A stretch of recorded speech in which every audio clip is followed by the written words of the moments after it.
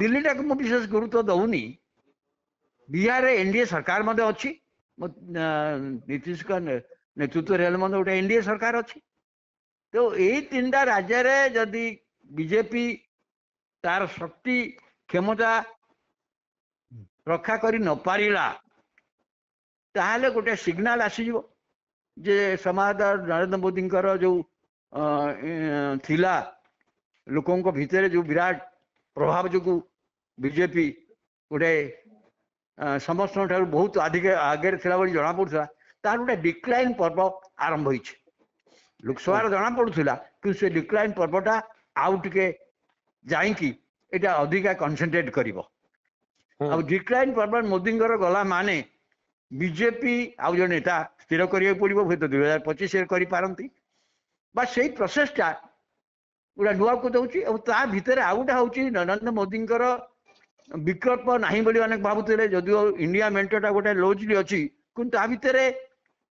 राहुल गांधी जहाँ पप्पू फपू कहला गोटे रिइमर्ज एज ए लीडर विशेष भाव लीडर ऑफ द अपोजिशन से हला परे राहुल गांधी गोटे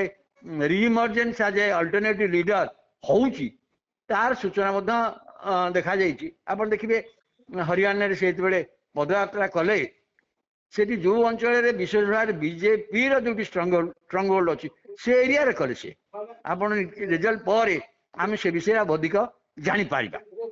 हाँ आपण भावुं कि आरएसएस रो प्रभाव बढ़िबो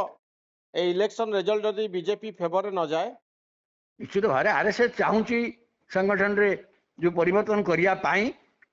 से धाराटा जोड़ी हम जे कांग्रेस बीजेपी संगठन के व्यवस्था गोटे परिवर्तन जहाँकि बहुत जोर आरएसएस चाहूँगी मत देला से जहाँ मोदी नेतृत्व प्रभाव से अटकाउला कि मोदी जी दुर्बल हम आरएसएस प्रभाव से बढ़ ये भाबार किसी कथा नहीं। हाँ मोदी जिते दुर्बल हेबे आरएसएस रो प्रभाव से बढ़िबो तो अपेक्षा 8 तारीख को जे से दिन